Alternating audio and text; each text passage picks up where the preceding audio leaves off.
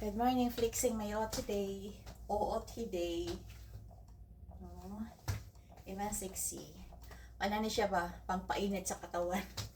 Malamig pa rin maski spring season na. Ang spring season ay tulo ka buwan. March, April, and May. So, second of next month, for sure, maglabasan na gid na ang mga flowers na natural. Kanang mga kahoy karon nga. Some na, dilitan ng kahoy na mag full bloom. Like ng katubitang yellow na chingo trees. Dili na siya mahatag og flowers. Kanang flower na ay cherry blossom na pang flower. Cherry blossom na kahoy.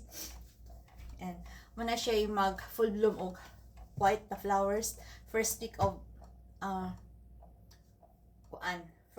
April. Tapos musabay na ang tulip or tulip flowers, na yellow, na pink, na red, na white. Ang musabay na siya sa cherry blossom. Then isang magyap na siyang lingguhan, ano na po ka ng canola flowers. Mga first week hapon siya sa April. Grabe ang naghandig flowers next month. Ako Facebook niya na magbaha. Promise. Dili na ko makuan. Mapugan akong picture, akong sarili pag picture sa mga flowers.